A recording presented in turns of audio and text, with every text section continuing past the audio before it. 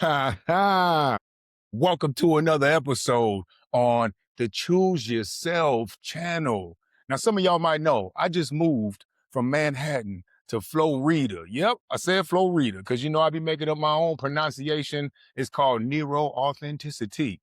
And when I came down here, I had somebody reach out to me online and say, hey, yo, man, let's collaborate when you get down here. Let's hit the gym. Let's figure out how we can work together. And that's the importance of developing who you are so that when you meet new people, you can fill up your cup and then pull from an overflow and find the alignment in your God-given assignment. Exactly. And today, we got my guy, Mr. Joe Cubero. What's up, man? How you feeling? Baby. Professional X. Yes, He's sir, here, yes, man. Sir. My guy's on here. He does content, takes care of his people, got his own business. But like all of us, we have a story. We have a part of us that at one point we tried to suppress. We tried to numb it. We tried to mask it. And once you get done dealing with your own shit, guess what? Your purpose will surface. Joe, welcome to the show, Yes, man. sir. Thank you. Thanks for having me. It. Yep. Yeah. Thanks for the workout this morning. We had a workout this we got morning. after it. Took me to the gym. It was a nice ass gym. So y'all make sure you get your gym membership. Some of y'all pay for it, but don't even go. What are you doing? Man, 2026, you got to be in that gym. Health is wealth. That's it, man. That's it. So you from Tampa? Born and raised, baby. Got the Bucks on there, baby. All of them. Yeah. Lightning, Bucks, Rays. They're all the throwback logos. I got a monument that's big in Tampa. That's it's a water tower, and then I got that 275 sign. Dang, you Tampa But I real. actually got this done in Costa Rica, so it pissed off a bunch of Tampa artists, But you ain't even locally? Yeah. And we're right by the stadium, actually, too. Yeah. We're right by the stadium, and we're right by the location where they're going to be building the new Rays facility as well. Yeah, we're in the heart of the city right now. So where'd you grow up in Tampa, and what was growing up your childhood like? So I've honestly lived all over the city. Growing up, I went to like 7 or 8 different elementary schools just because of circumstance. Like my dad was in and out of incarceration in my early years, and he raised us. So growing up with different family members, I bounced around the city, but I started over in like what's considered the Suitcase City area, which is over by University Mall. The more you're in Tampa, you'll learn that it's over by USF. Majority of my life, I grew up in like the North Tampa area. I've lived in Clearwater after I graduated high school and came back from college, and then now I've been in the West Shore area. I owned a house in Brandon and lived out in Brandon for 7 years when I had a condo out there. So I've lived all over this. Yeah. This your city, man. This your city. For sure. So if there was a type of child that was struggling through something, what type of child would you be able to resonate with most? What type of struggles did you go through in your childhood that you think you can now help those type of kids? I think that it would be maybe a child that had, a step parent or someone that maybe didn't have their birth mother in their life, because I really didn't develop a relationship with my mom. I saw my mom growing up, but due to her and my father not really having a cordial co-parenting situation, I really didn't see her much. So I had a stepmom, and she did a great job as best as a stepmom could do, but it's not that that mother figure, that the nurturing mother. And not to say that stepmoms aren't nurturing figures, but I think there's a difference when it's the biological mom, for a son at least. So I resonate with that in the dealings of having a stepmom. Yeah. Well, shout out to Mama D, my mom, who did her best to raise me. I think she did a great job, although I wasn't listening. But how important do you think it is to have a father figure in a child's life? Cool. I think it is the most important beside a mother. I think it's a fundamental learning building block that people must have. I had actually a conversation with a woman not too long ago about this, about how important it is for men, for little boys, to have a father in their life. For real. Because, and every year around Father's Day, I post and I say, ladies, don't start that shit, because there's a lot of moms, and not knocking any of the moms, but a lot of moms say, I play the mom and the dad role, and that really irks my nerves because you you play both roles in a sense of there's an absent father, but you're not a father. You know what Mhm. I'm saying? And you cannot give that child the lessons that a masculine man can teach a child, because what you see oftentimes with single moms is if they're raising a son, once that child gets to 13, 14, 15, 16, now he's unruly Oh, yes. because those ass whoopings that she used to give really don't affect him anymore. Now he's bigger than her potentially. Not all men grow to be as big as us. We well over 6 foot. But for some moms, like I've dated single moms that their sons have been issues for them because the father isn't present. So just from my experience, my father was huge in my life, and my dad developed all those skills because his father wasn't in his life. Mhm. So it was like he was learning on the fly, but he was also a kid raising kids. My dad had two boys by the age of 19, Mm. and I remember being what my dad's, I think, 16, 17 years older than me. So I remember being 16. My dad was like 33. You That's know, people younger than thought it us now. people thought it was my brother, you Yeah. know. So I think that my dad did as best he could with the lack of knowledge from a father figure. But even what he did was so important, just teaching us hard work. Um, and just the lessons that a father teaches a son on a daily basis because there's no manual for life, Mhm. and I think it's a day-to-day basis. That's why when people are having kids, they're like, well, what book would you recommend? I said, there's no book for this shit. All of but then you gotta There's nothing that can prepare you for the situational yeah, development, because you can read a book that'll give you a broad spectrum of yeah. how to raise a kid, but they ain't gonna tell you how to deal with that your daughter had an argument at school today and now her feelings are hurt, or the coach yelled at your son and he don't know how to handle that adversity. Those are individual situations Mhm. that a book might not touch on because that person that wrote that book might not have ever dealt with that. Yeah. So I think that you just I had a boss that said this and I'll always remember it, and I live by it. You got to learn on the fly and you got to build the plane as you fly it. Bam. You know what I'm Yeah, saying? yeah. You building a plane. Why are you flying it? Exactly. And the thing about flying a plane though, yo, you can't even take off until you get to 100% speed.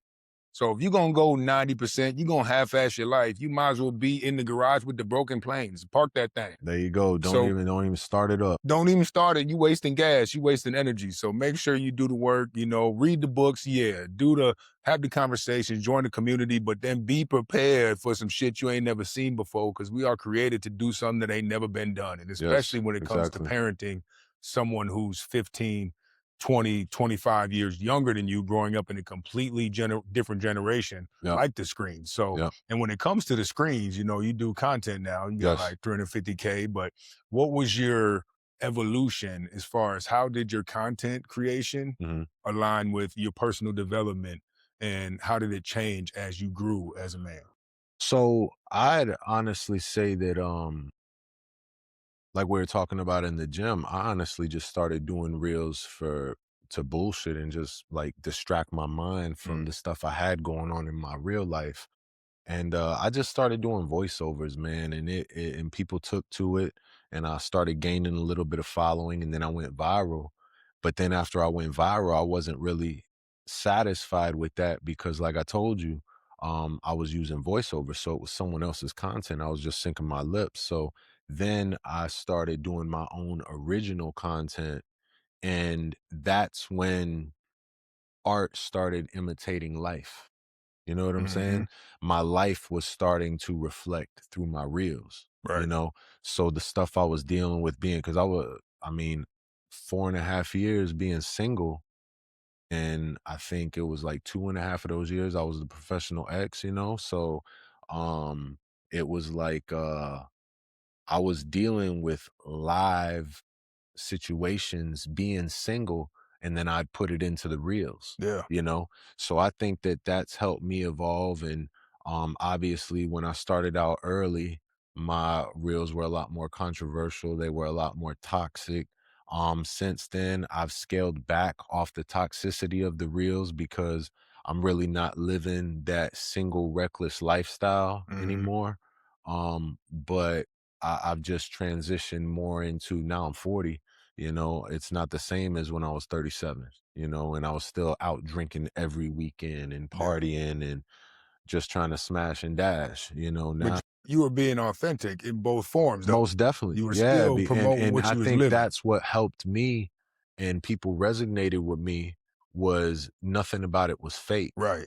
I was given real life situations that What people I are was dealing with. doing. Like I'll never forget, I made a reel where I said, don't take it, and it was just a in general reel, but I was like, if we were talking and we stopped talking, don't take anyone to my spots that I introduced you to.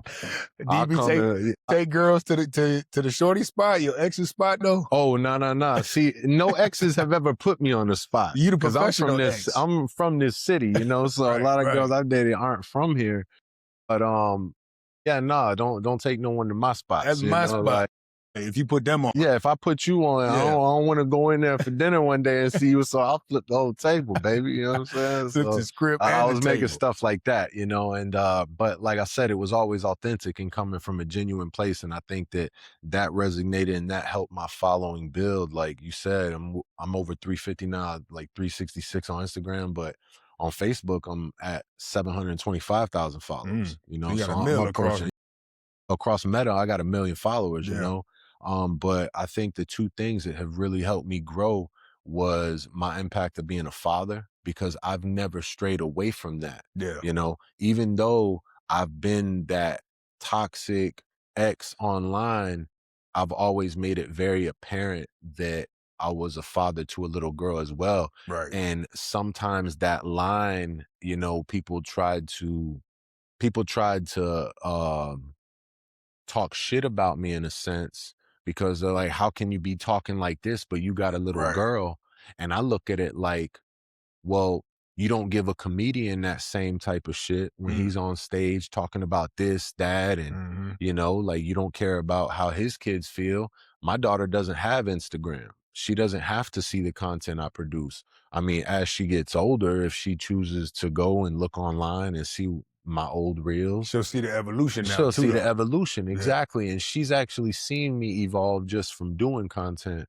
But that was something that I had to toe that line of, people feeling a certain way about someone like me talking the way I was and talking about my experiences with women, but then raising a little girl, Mhm. So that was something I had to learn to balance.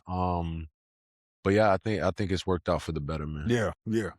When I started doing content, it was also same thing, lip syncing. I was doing dancing videos and I was talking about stuff that was just entertainment and Yep. not purpose driven. Hmm. And eventually a business came from that. Yep. And I'd say all the time, content helped me be accountable because I Hmm. would say things online. And then if I wasn't doing them offline, I'd have to change. Otherwise, I'd be that coward. I'd be a hypocrite. So Exactly. that's the power of community. We will do what we say if we tell others, but if we tell ourselves and no one's watching, we're likely to skip it and justify the It's almost the same thing as, when you make the commitment to go to the gym and you're the only one that knows. If you yeah, miss, it's no big deal. right. Tomorrow. But for me, I post about going to the gym. Hmm. So it's like if I'm not going to the gym, then people are like, "Oh, what's going on with Joe?" He didn't post But it. it's also turned into the same thing with content. Like I post stories every day. Typically, I'll post a couple reels a day. If I go like a day and don't post stories, You I got feel? followers reaching out Do like, you feel inclined to then post? Do you feel like, oh no, I'm not posting? Somebody gonna look at me a type of way. some days I don't know how long you've been doing it, but I've been doing it 3 years now. Some days you Since just Vine, y'all. I've been doing this shit since so you've Vine. been doing it a little Yeah, while.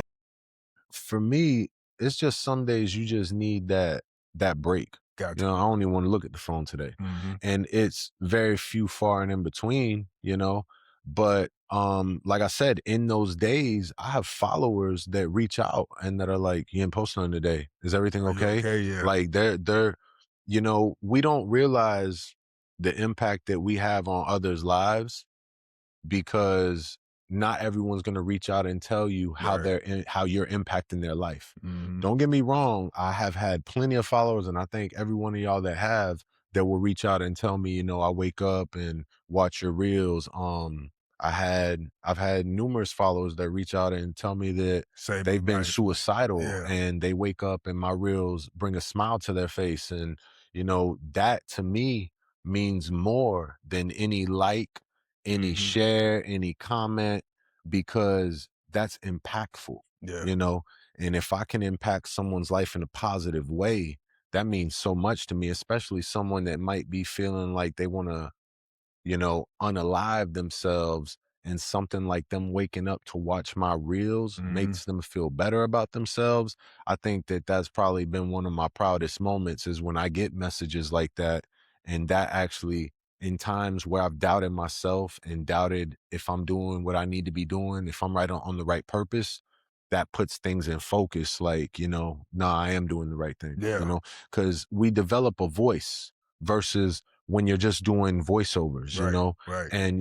and you know how the algorithm goes. It's like if you box yourself in, the algorithm will box you in. Yeah. So it's like those guys that do reels that they only have a caption above their head and they just sit there and nod their head to Yeah. the caption. That's it. It's going to be very hard for those dudes to get up out of that type of content because that's what the algorithm is used to them. Hmm. And their following's used to that. Like we ain't used to you speaking, you Yeah. know, but our following is used to us speaking now. So they expect that and they actually look forward to it. Yeah. So Yeah. yeah, it's like I don't go too many days without posting. I used to be really hard on myself about getting reels up every day. Yeah. Same. But then I got to the point to where I felt like I was forcing content Yeah. and it's not quality. Right. So it's like if I go a day or two and I don't have a reel posted up, I just make sure the next reel that I do post is hitting on And something. it comes naturally though. That Does. once you take time off, so much creativity and imagination goes through your head,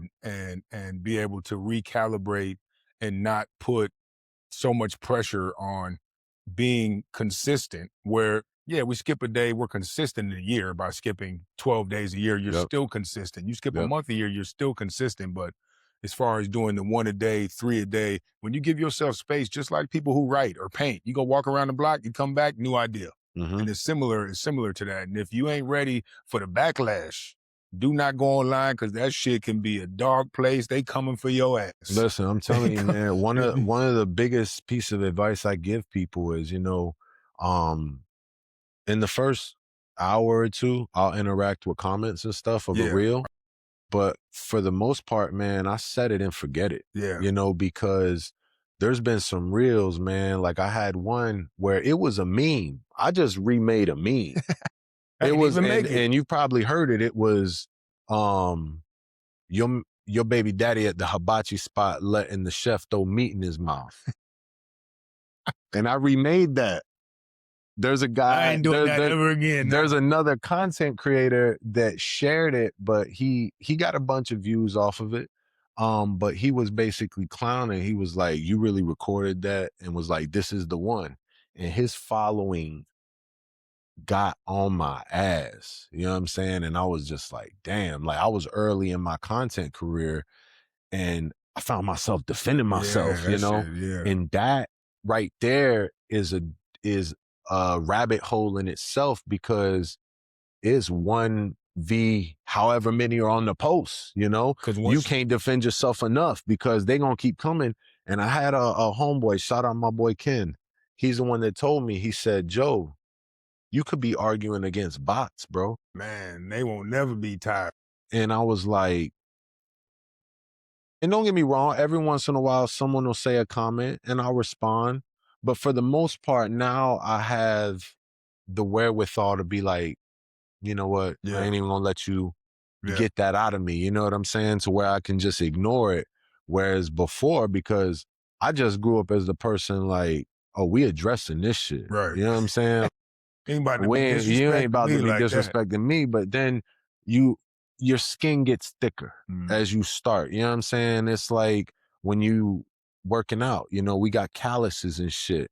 and that develops over time. I feel like it's the same way metaphorically with content. Like the more content you do, you start to build that callous skin to Hmm. where shit don't penetrate as easy to get to your emotions. And you got to have that if you're going to be in this game, because people going to say some wild shit to you for A sure. lot of that too comes from what you said earlier, people expressing gratitude. Once you Hmm. get so many people that you help, once so many people go through the systems you created from your story, from your heart, from your creator, once you get enough people like, thank you, you saved my life, or thank you, you got me to lose weight, or thank you, you got me to quit vapes or pills, then you're like, one comment, you're like, I know what I'm saying is true. But in the beginning, you ain't got no testimonials, you ain't got no credibility, you trying to protect it. You're Yeah. like, no, this is what I'm saying, not that. I'm saying this, not Yep. that. And there's no, you don't got a backing. And so that's the, Yep. especially in the beginning and in business as well, Hmm. when you got investors or parents or old friends who are like, that shit ain't gonna work.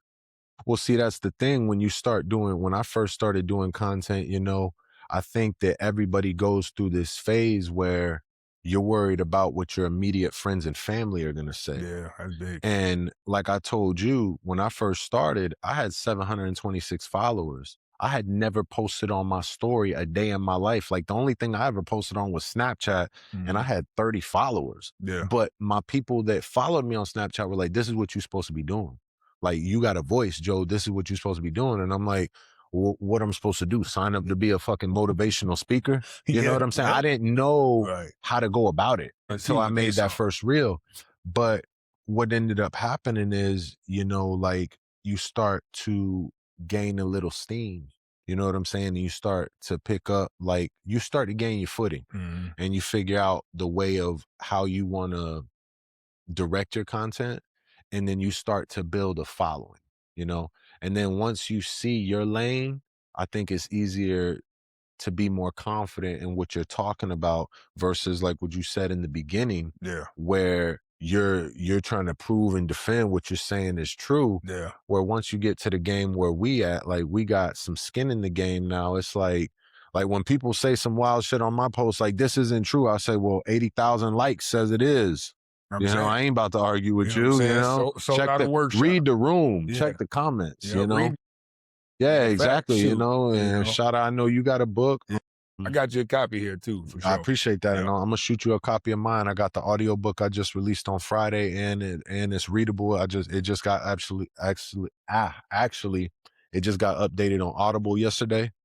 Yeah. So yeah, man. Yeah. And that is called the Professional X Dating Playbook: Do's, Don'ts, and Deal Breakers. That's tight. Yeah. Professional X. How you Yeah. gonna be? So how you gonna find your soulmate? You the professional X. Where did that come from? Where did professional X come from? And now what does it mean and who does it help? So I was coming off the back end of a breakup that just really had took a toll on me.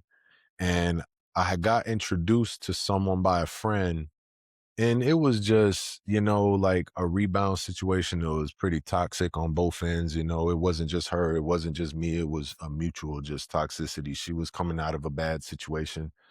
And I remember at the end of it, I told my friend, shout out Elsie, I told my friend, I said, we're on the phone, and or actually we were DMing on Facebook, and I was like, yo, I'm done. I'm not getting in no more fucking relationships. I don't want nothing to do with it. I feel like a professional ex-boyfriend. And she knew I had been wanting to do entertainment of some sort. And she was like, that's it. And I was like, what's it? She was like, the professional ex. And I was like, you want me to call myself the professional X online? So what I did was I still had my old Instagram tag, which was just my initials and my birthday. It was nothing crazy. And that's when I had the 726 followers. So I just put it in the bio, the professional X, and I had the little emoji of the guy in the suit, you Yeah. know? So after I went viral, I was like, oh, this is actually turning into something. And I went from 726 followers to over 10,000 off one reel. So that's when I officially changed my name to the Professional X. But that's how it all came about, was just venting to a friend about just being tired of relationships. But to answer your question, I think that in order to find the relationship that's for you, you have to go through those trials and tribulations of relationships. You Mhm. know what I'm saying? You got to have those failures. It's like you got to go in the gym and try to lift that weight that you ain't never lifted before and not be able to get that shit up. Mm. You know what I'm saying? Like I've went in there before and tried to Recalibrate. throw up them 150s I did today. and was like, "Oh, no, we Yeah. ain't there Not yet." the 150s, You but I know? was doing the overhead Yeah, shit. we I did went a to a bunch of failure, shit, man, but for sure. you have to fail in order to drive you to success. You Mhm. know what I'm saying? If you just succeeding every time you step out, Yeah. then there's nothing to overcome. Soft. Yeah. Yeah. So I think that yeah, it just with the relationships I've been in, I've pulled from each, but as I've gotten older, I've taken the time to do the inner work and learn, as best I could from those past situations to be better for the next Yeah. situation. Yeah. And none of us are perfect. And like we were talking about in the gym, you find those relationships that really start targeting those triggers. Mhm. And you could be single for 3, 5, 10 years, right? And you can think you're as healed as you want to be. Shit. You come across that right person that you love, and they're going to trigger you in ways to show you that you're not as healed as you thought you were. And that relationship is going to help you heal to the next level. Even more. You know what I'm saying? Yeah. Because when you're single, especially nowadays, if someone pisses you off, you just don't talk to them no more. I'm cool. Back to So my where's the foundation. healing in that? Yeah. If anything, that's just avoidant. Like Mhm. I'm gonna avoid anything that brings me any controversy. I'm gonna avoid, and not that you need to be with anyone that's causing you controversy, but what I'm more so meant was anyone that's gonna test you or maybe cause you to like stir up some emotion, you Mhm. know? And I think that in those moments is when you realize if you hold yourself accountable, like these are things I still need to work on, Yeah. you know? Now, if you're one of those people that you're with a partner and they trigger you and you don't have any accountability, you're going to blame them for everything. You're going to divert, you're going to avoid. Shut down. And I think that people like that, it's harder for them to heal because there's no accountability. But when you hold yourself accountable and like you said, you take that time to step away and be like, how could I handle that better? Mhm. What am I not doing that's right? You know what I'm saying? Am I not understanding this person? You know, because I think that we're constantly evolving and growing, and you should be at Every least, day. especially when it comes to a relationship, because you got to think that's two worlds colliding. This person has what they got going on, you got what you got going on. And I made a reel about it. I said, when I was single, um, I said, the reason I'm single is because I got my own bullshit. And I know everybody else got their own bullshit. And I'm not ready to combine my bullshit with your bullshit to make it our bullshit. You know what I'm saying? And Yep. that's exactly, Yeah. everybody has their own baggage, whether it's some issues with an ex or whether they have children. And not to say that children are baggage, but co-parenting is something that if someone's single and they don't have kids, that's that's water they're not used to dealing with. Me and my child's mother, we've been co-parenting for 12 years now, and we do 7 days, seven on, seven off, but we legit co-parent. Mhm. We really don't talk about each other's personal life like that. We strictly keep it about my daughter, and we're cordial. We sit next to each other at the basketball games. We talk about whatever my daughter has going on, but we don't really cross that line of putting our emotions in it like when we first split up, Yeah. trying to still make it work, Right. you Right. know? And I've had friends that like, how did you and your child's mother get to that point? And it's like, you can't keep trying to make it work with that person. Stop having sex with that person, First things first. because you put an energy out there to where that person might think you trying to make it work, or you might be trying to think you're making it work. And there's different emotions involved. Mhm. When you make it strictly about the child, it's easier to coexist because there's no emotions involved other than about the child. Sharing the There's passion. no you and her Yeah. emotions involved. It's just what's Was the best for my daughter. one of the best experiences I had, and this isn't just about intimate or romantic relationships. when I was in solitude, and my dad called everybody in my circle and said, "Leave him in there." Because they had been bailing me out. They had been justifying my excuses and really forcing me into solitude. And this is relationships with substances, relationships with my creator, relationships with intimate relationships with my parents and family. Leave him in there. And in that solitude, that's when the choose yourself process was born. I'm telling you. And I had to do, 4 years when I went to New York. I put down the dating apps. I put down the porn.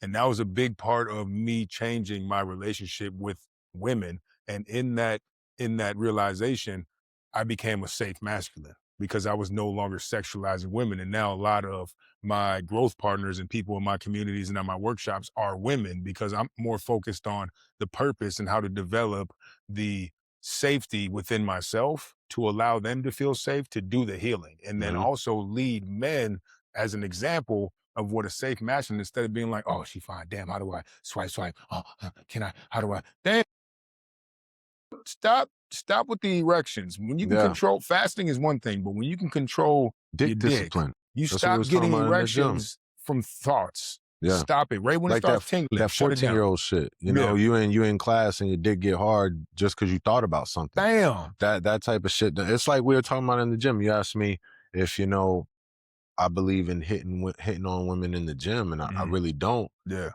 Just because I know when I'm in the gym, I'm in there for a purpose, man.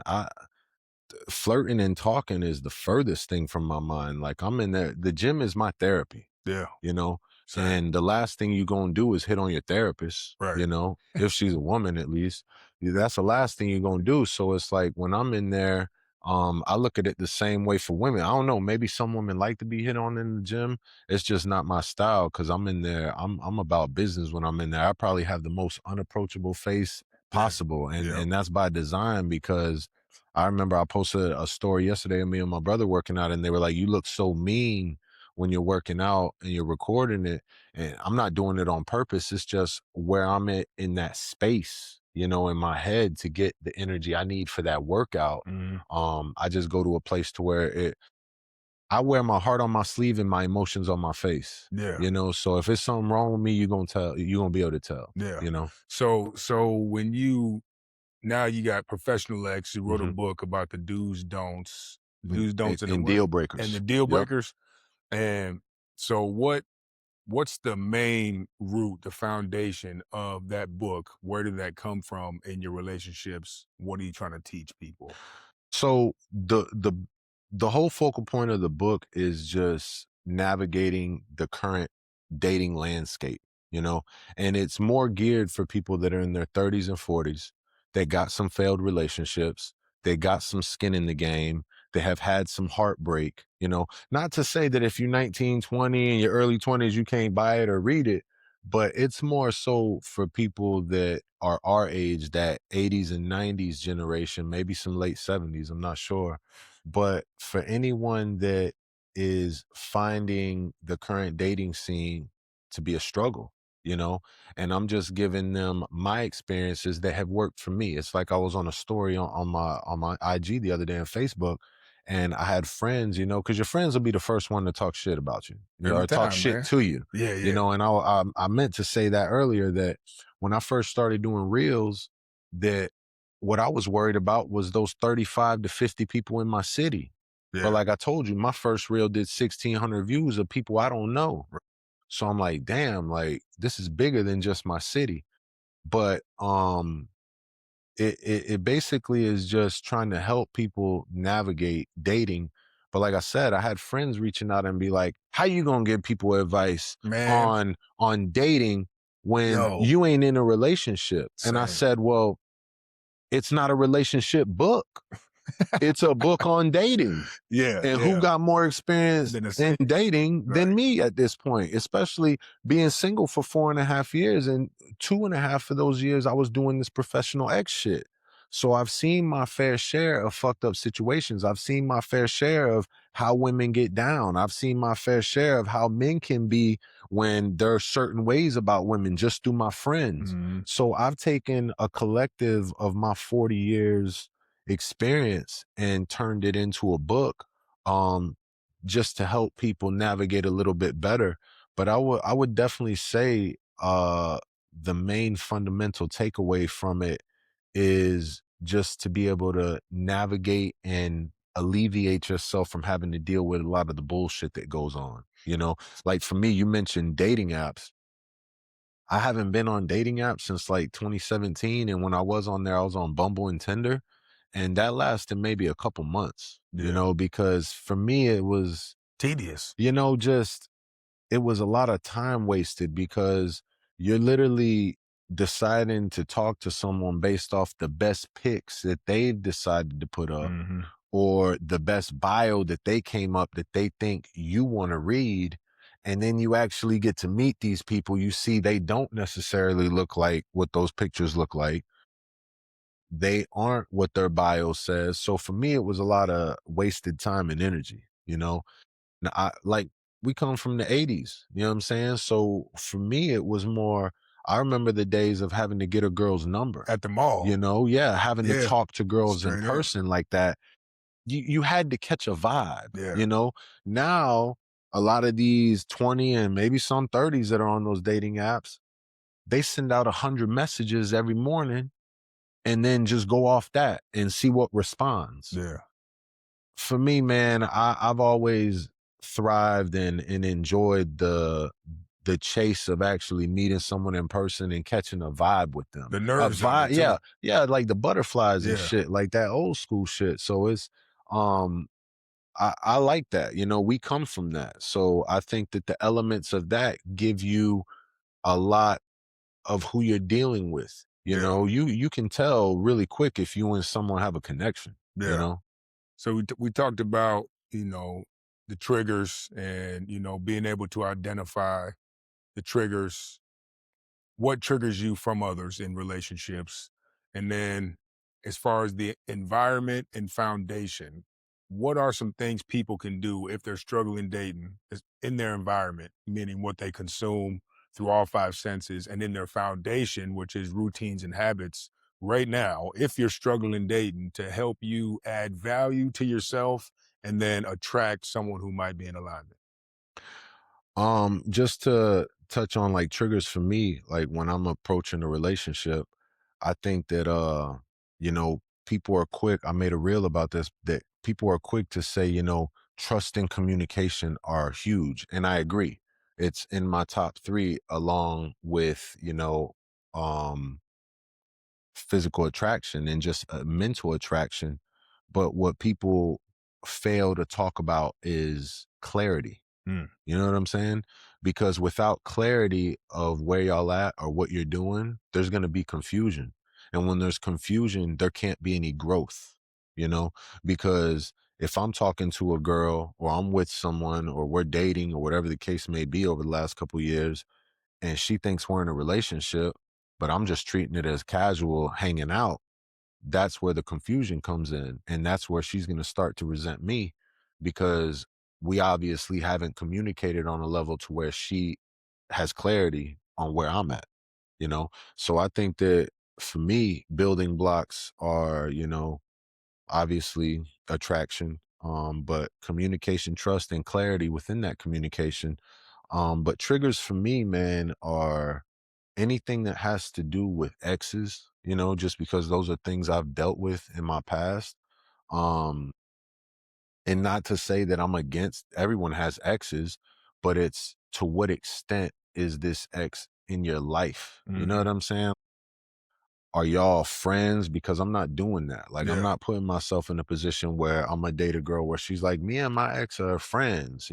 Now we're not doing that. So what about now? Not to interrupt, but to interrupt. Yeah, I ain't doing that either. Opposite sex friends. that's a no. That's a hell no. That's a hell no. I We made not. I made a reel about that. And it was in 2025, there ain't no men friends. And we brought that shit We into ain't doing. 2026. Ain't no men friends, ladies. No And sir. and I feel the same way, like don't get me wrong, when I'm single, I have homegirls. Yeah. But just like the one I told you that helped me come up with the professional ex name, she's married. But as soon as I saw she got into a relationship, I fell back. Got You to. know what I'm saying? I think I Now, saw you say that too. don't get me wrong, I'll reach out to her from time to time for advice about something. But we don't go to lunch, we don't hang out, we don't click up, and I'm damn sure not texting her all the time. Like, I feel like there's just some people that they don't know how to fall back Yeah. to let someone, they don't have any courtesy Right. for that person that's trying to build a life with that person. Respect. They or respect. They look at it like, well, I was here first, so you just got to accept it. Yeah. And it's like, well, put yourself in my shoes. You know what I'm saying? How would you feel if I'm trying to build with this person, but then you're there in the background? And honestly, ladies, y'all don't have to believe me, but I'm sure he's going to vouch for what I'm about to say. He's either, if you have a guy friend, he either wants to have sex with you, or he's had sex with you, or you have him in the friendship bubble. You know what I'm saying? Facts. But there is no straight man that is friends with an attractive woman that he would not sleep with. And I know that's a hard thing to swallow, and I know a lot of women are like, so you're saying that there can't be any platonic relationships. I'm not saying that. But what I am saying is, if you gave that platonic man an opportunity, you're going to be upset at the result. and especially if it's my duty as a man to protect the energy, awareness, and emotions of my woman, we not gonna allow even the slightest chance of another man to think he might maybe be able to dabble in my kingdom.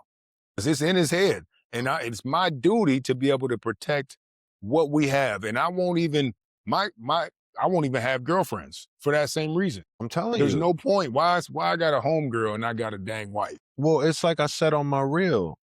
Back in the day, and a lot of women were like, oh, well, it was because they were dependent on men for money. Abuela and Nana and Grandma, they ain't have no men friends because Man. there wasn't no social media, for Right, one. right. So they friends were the women that were in their community. And that was the extent of that. And their husbands went to work. They stayed home and raised the kids. If they had a job, they went to work and they were friends with the homegirls at work, you know?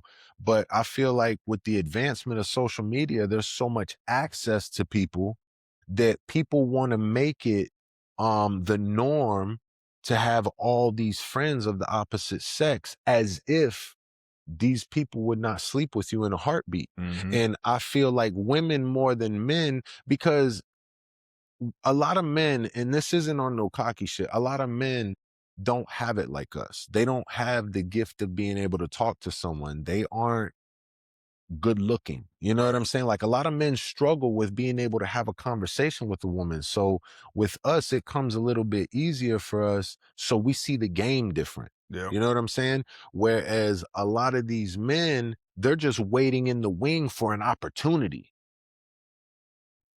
Men like us, we can realize it. We know if a woman is just waiting in the wing Yeah. for our relationship to fuck up.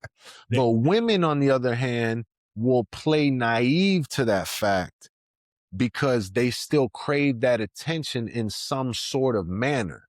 You know what I'm saying? But they'd rather play dumb and be like, oh no, it's not like that with him. Knowing damn well if you text him right now and said, I got a flat tire. Oh my God, my boyfriend's stressing me out. Blah, blah, blah. He's right there. On it. You know what I'm saying? So for me, more than anything is, I believe, like you said, your kingdom, you don't need to be confiding in no other man about what we got going on. Ever.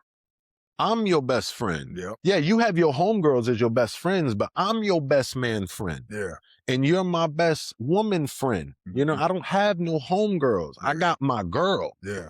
And you're who I'm going to talk to my problems about, not this other chick that underneath all that could be just wanting to fuck me. You know what I'm saying? Or might have fucked me and we're cool, you know? Yeah. Like, that's another thing. Like, any girls that I've hooked up with that were cool when I'm single, if I'm in a relationship, that shit is deaded just out of respect for the person I'm with. For real. You know what I'm saying? Yeah. Because it's like, I know what the deal is. I don't play naive to the fact. And I think that's what a lot of people have a hard time swallowing that pill is, I had made another reel where I was like, fellas, if you're friends with a girl, it's for one of three reasons. You've either fucked her and y'all crossed that bridge and y'all are cool. you want to fuck her and she doesn't want to fuck you, or she wants to fuck you and you don't want to fuck her. That's it. You know what I'm saying? It's those three scenarios, or you're gay. It's primitive. Or it's that. Or you're gay. But it's that, you know, and it's just, that's just how men are built. Yeah. And it's just our biology. Like, we are conquerors. Mm-hmm. You know what I'm saying? Like, that's what we come from. We didn't pick the rules of the game. We just play by them. But the last thing I'm ever going to do is play naive to the fact of how men are. And, you know, a lot of women like to say, oh, well, if you trust me, you should be okay with this, with me being friends with him. Damn. It's not that I don't trust you. Yeah. I don't trust him. Right. You know what I'm saying? You can have emotional affairs. You can give, as a woman, give too much to care about a man where he knows damn well what he's doing, but you playing this friend line. And now y'all got this emotional connection where you feel like you're responsible for his safety, for his upbringing, for his, to be his sounding board. Well, that's taken away from your mental capacity from what you building over here anyway. How many times have you heard a woman tell you specifically, because I've heard plenty of women tell me this, you know, you meet them and they're like, I'm going through a divorce. Me and my boyfriend are on the rocks. Oh, I left him 6 months mentally before I actually left physically. You know what I'm saying? Women, when they cheat or when they are in a situation where it's not ideal for them, emotion is what they build on with someone else first. You know what I'm saying? Like, women rarely go out to a bar and fuck a man the first night they met him. Unless they really hurt. You know what I'm saying? Unless they really savage like that out in the streets, what a lot of these women nowadays are. But majority of the time, a woman develops an emotional connection and he's sitting there as that shoulder to lean on. Right. But my opinion is, a shoulder to lean on is a dick to ride on. You know what I'm saying? That's for sure. And that's just what it is. And that's just the blunt truth about it is, if that man is allowing you to confide in him and he's single, he is waiting for an opportunity with you. You could think it's as platonic as you want it to be. Yeah. And that's my opinion, ladies. Y'all don't have to believe it. I agree. But I'm telling you, if you have a man friend, I don't care if you've known him since middle school, you want to test him, make a pass at him and see if he goes for it.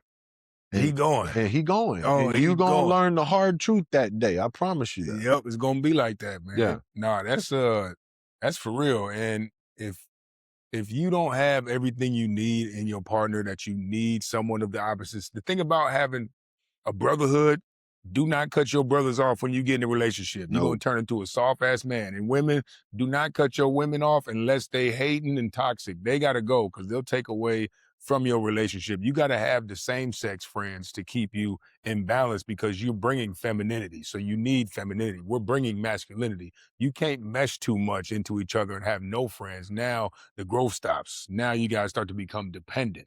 So having your brotherhood, I tap in with my bros every time I get home. Bro night, no wives. We outside from 2 to 8. Everybody come out. But did you hear what you said? No wives. No wives. Because if you in a relationship, but you hanging out with all the guys that are single and chasing ass, that's a different combo. It's only going to be so long before you out there single and chasing ass.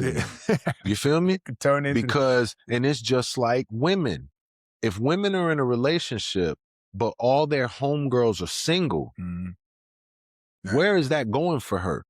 Because every time she goes to her friends complaining about her man, girl, you should just leave. Single shit. Girl, see, I don't deal with none of that because I'm single. Yep. You know, you have to be around like-minded individuals that are on the frequency of what you are.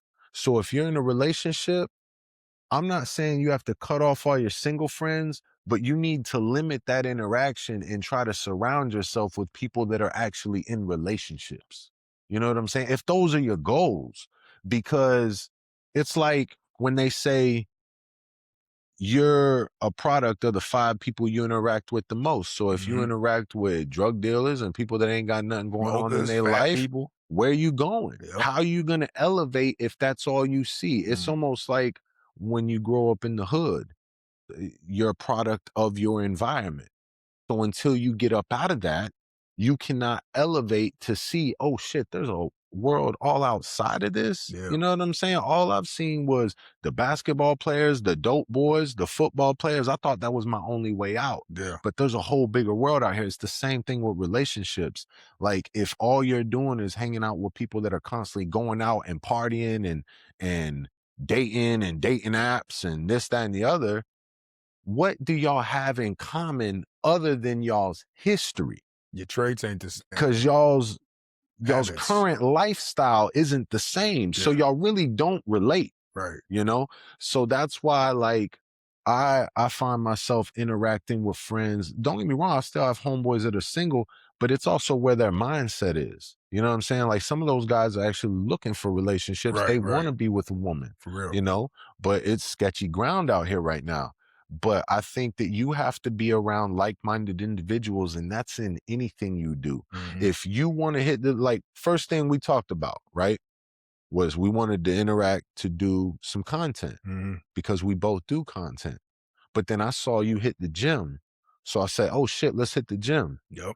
We haven't talked about hitting no bar. No. We haven't talked about smoking or going to chase women or Yeah. none of that because that's not where either one of us are at. So we're on the same parallel. So that's what we interact and that's what we're talking about. Yeah. But if I was like, you know, hey man, let's go do this and that and this, and you're trying to be productive and do the podcast and hit the gym and Yeah. focus on your purpose, and I'm on some completely different shit, Yeah. I can't really fault you for being like, you know what, man, I'm gonna have to catch up with you another time. Right. And Right. your real friends are gonna understand that, you know? Yep. Yep. And don't be asking your single friends for no relationship advice. Absolutely. You ain't gonna ask a broke motherfucker how to get money. No, You ain't gonna ask a fat fitness trainer how to lose weight. exactly. And you fitness trainers, especially online and at the gym, if y'all gonna be training people, your ass needs to be in shape and you need to have that nutrition right. I can't stand it. Because it doesn't make sense to me that someone would want to be trained by someone that doesn't have or at least look the way Oh, they'd man. aspire to look. What is You know, that? like, And you come on with overweight that. preachers, don't forget, you dealing with a temple, okay? I don't want to see your overweight ass up on the church talking about God's word. You got God's body and you just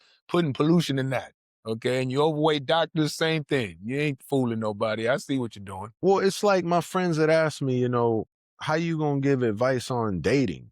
You ain't in a relationship. Yeah. It's like, well, if all I had was successful relationships, Yeah. then what experience do I have right in the dating You book? didn't say husband. Exactly. You said dating. And I even said, I don't think I'm gonna be writing a relationship book anytime soon. I Right. think I'd want to be in a relationship for a little while to make sure that I've overcome the things I need to overcome within that relationship, Yeah. the healing stages, and for it to be considered successful before I even want to give game to anyone else. Mhm. You know what I'm saying? Yeah. Like I want to go through my own trial and error to be able to develop the content for a relationship book.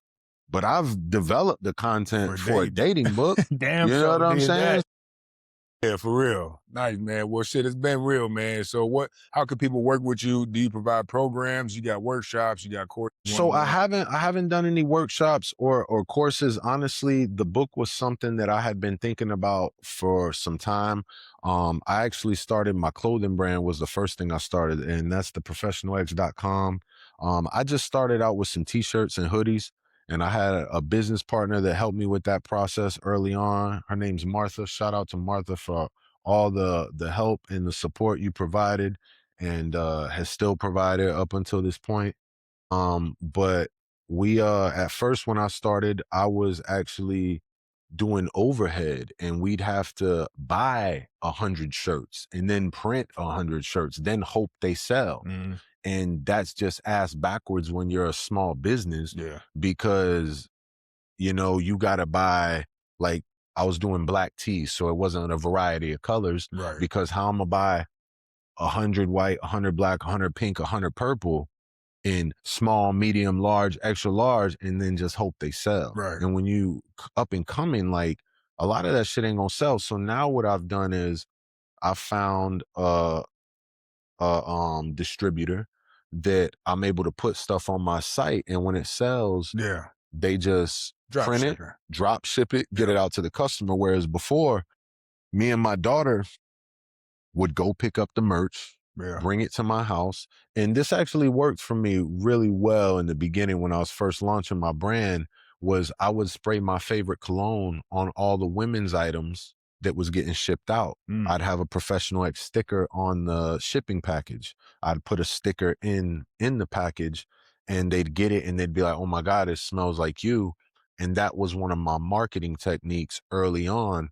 Now that we've scaled a little bit and we're doing more sales, I really don't, and it keeps my overhead down, because if no one buys anything, all I have is the the uh the logo on the site, Yeah. or the item on the site, whether Right. it's a shirt, a tank, some leggings. Once someone buys something, then it gets printed and shipped, You can versus display having. more items too. Exactly. There's not as much overhead. I have way more ability. Like, I could go in the house right now and create a t-shirt based off a slogan we come up with today, Yeah. versus A shoulder to before. lean on is a dick to ride on. There You you need to put go. that one A up. shoulder to cry on is a dick Oh to yeah, ride yeah, on. yeah. You That know what one. I'm saying? And Yeah, you that's got to put that on I'm up gonna there. make that as soon as we I'm get in the getting that. house. I'm getting. But it's like before, what me and my business partner would have to do is we'd have to put all that money up front. And if we wanted to create a new design, we'd have to wait for this guy to print the shit. And it was taking me 2-3 weeks to get items out, man. Whereas now I dropped my brand, not this Friday, but the Friday before, we re-upped the site, and people, everything that's been ordered within that week has already delivered. Yeah. Whereas before, I'd have to wait for this guy, and then Right. he'd tell me I need at least 25 orders Right. for me to do it. So if I only had 12 orders, I had to wait for 12 more people to order before I could even get him to print the shit. Right. So if it took me 2-3 more weeks to get 12 more orders, now them people that ordered 2-3 weeks ago are waiting like a month and a half. Yeah, And I'm yeah. sending out customer service emails like, "Hey, I apologize," like, Yeah, it can't happen. being honest. But and I thank all my followers and supporters who have bought from me, whether it was the book or whether you bought one of my original hoodies or you bought something new. But early on, y'all were very patient with me in that shipping process, knowing that me and Mia were in that apartment bagging everything up. But now, like I said, I didn't drop anything in 2025, just because I wanted to make sure my process was right. Mhm. And I wanted to make sure people weren't waiting. And I wanted to be able to have those colors. And I wanted to be able to create on the fly. So I didn't want to do it half-assed, because now that I've actually built a legit following, like, I consider, like you say, community. Mhm. I have a community. You know Yeah. what I'm saying? And just like you said earlier, where you put down the porn and you stop sexualizing women. I feel like a lot of my following attracted to me because of the type of father I am to my daughter. 65% of my following is women. Safe masculine. At one point, it was 80%. Right. And even though at some points, some of the stuff I was saying on my reels wasn't necessarily the most PR friendly for a brand, you know, the women still supported it because they could see what my heart was based on how I treated my daughter. Yeah, yeah. Now, if I was the professional ex and I didn't have a daughter and I was dropping all this They toxic would have shit, thought.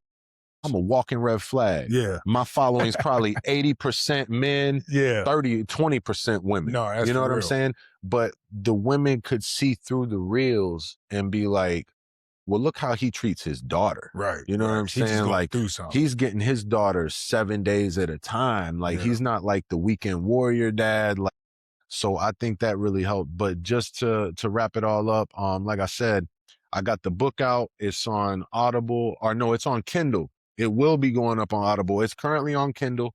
The Professional X Dating Playbook: Do's, Don'ts, and Deal Breakers. You can find that also on my website, theprofessionalx.com. We have over, I think, like 26 items now. We got stuff for the ladies, we got stuff for the men, we got the workout gear, and we gonna have that shirt up by the end of the day. A shoulder to crown is a dick to ride on. Y'all be looking out for that, man. Tap into Professional X if you want to learn how to choose yourself to be chosen. in nowadays sketchy dating world, man. Joe, Go. it's been real. I appreciate you, brother. Appreciate you, man. Thank you Thanks so for the much. growth in the gym and the convo. Yes, in sir. the meantime, in between time, y'all make sure you tap in with the CYC on Tuesday. We got the workshop in Florida, April 20th. Tampa, baby. Hey, you know, Joe might be there. He might be a guest speaker. You never know. It's next month in St. Pete, right? St. Petersburg. I'm there, baby. He's Just there. tell me the day. I'm there. So you can meet Hakeem and you can meet myself. All right, there, let's get it. So we could spin it off there, but it's all in support of my newfound homies brand, you know. So if y'all want to support, y'all want to meet either one of us, I'll be out there. I'll give you my word. Let's do that, man. All right, y'all. Y'all tap in because you can't go without tapping in. You can't tap in before you tap out. In the meantime, choose yourself and let's get it. There you go. Locked it in, man. I appreciate that. Oh, yeah, for sure, man. That was good. All day, man. We did a good